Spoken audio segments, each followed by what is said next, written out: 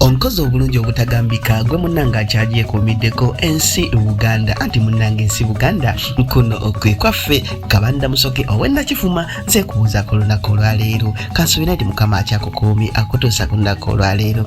Tukyali mu katabo kaffe Basajja Mivule era ng'olunaku olwaleero tutuuse ku mutwe ogugamba nti akatale k'emyanzi. Tutandise bwe tuti omuvubuka oyo yeewaggulira ddala n'akolanga ye bye yawuliranga nga byayagala. Lumu yateekateeka okugenda mu katale ak'omubuulo era bw'atyo n'agenda nga tategeezeza ku bakadde be. Emmotoka ya loole eyasooka eyali ekubyeko kalonda w'ebintu ebyali bigenda okutundibwa mu Nnalubawe emyanzi. Mivule yassanga kyejje esimbule okuva mu maduuka emityana. Kyokka ekyo tekyamuterebula. Yatuula ebbali awo ku lubalaza olw'edduuka ly'omuyindi n'asirika. Aba yaakamalawo akaseera katono ne zireeta akamotoka akatono ne kayimirira awo kumpi ne we yali. Eyali avuga kwe kuvaamu n'abuuza abantu abaali bagenda emyanzi mu Nnalubawe. Omulenzi teyalwa n'akeevumba ne bejjawo yogayoga myanzi. Mivule olwava mu mmotoka n'alengera banne ababiri nga bayimiridde awaali omusajja eyazinyisanga akafaananyi ku kisenge. Olwabatuukako bo ne bamuweetondera nti tebaagenderera kumuleka wabula yalwayo motoka esooka n'emuleka, naye n'abategeeza ebyamuliko ebyo ne babivaako. Abavubuka bali ababiri bwe beegatta ku munnaabwe naggagga nga batandika kulambula katale. Bo baali bamanyirivu mu katale omwo nga bamanyi buli kafo omwabeeranga ebiriibwa n'ebinywebwa. Bo nno amagezi ge baasala ga kusooka kulambuza Mivule ebifo omutundirwa ebintu ebikalu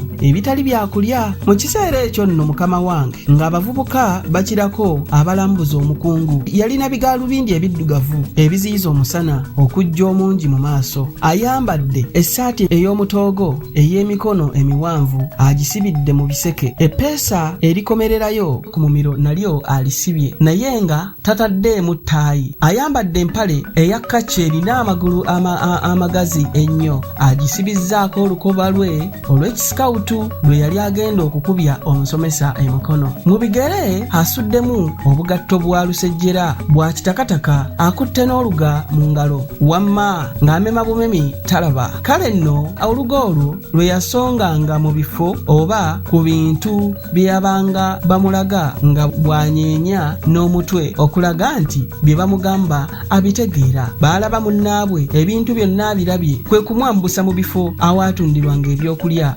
n'ebyokunywa. Abavubuka baatambula akatale ne bakabunya era enjuba ebeegolooba nga lwe balinnya motoka okudda eka. Mivule ewaabwe yatuuka kiro era olwamala okubuuza abawaka nga yeevumba buliri bwe yenna yali ayigaayigana ng'olubuto lumuli mu mannyo. Bwe yatuuka mu buliri n'abulwa obwebakiro. Bwe yazzanga wano olubuto ng'awulira lwagala kwabika agalamireko obugazi ng'awaafa yeevuunikeko nno munnange ng'olubuto lumutta. Ekyavaamu ng'atuula ng'atandika kukema nga mbuzi naye eyo mu ttumbi ne yeewejjeekako katono wansi. Bwe yagenda okusisimuka ng'empi gyakuba mpitirivu okulya kafunkufunku kwamuviiramu embeteza anti emmeeme yamudda n'agenda asesema. Mu lubuto teyalekamu kantu. Banne baasooka ne beekanga nnyo nga bawulira abuuza embuga. Baagenda okukoleza akatawaaza kaabwe kamunaku tadooba ng'ekisenge kyonna Mivule akisse. Buganda bw'obuto bwo bwaguyita mugano bwo omulimu gwe bwaliko gwa kutuuma mannya ebyo byonna Mivule bye yasesema. Kano bwe kaavanga eno nga kagamba nti laba embizzi, laba ebitumbuuwa, laba ffene, ate laba enswa, enseenene. Abakulu baatunuulira Mivule nga tebamumala okutuusa bakubanja lwe yamugamba nti mwana wange akafa omukkuto tekaluluma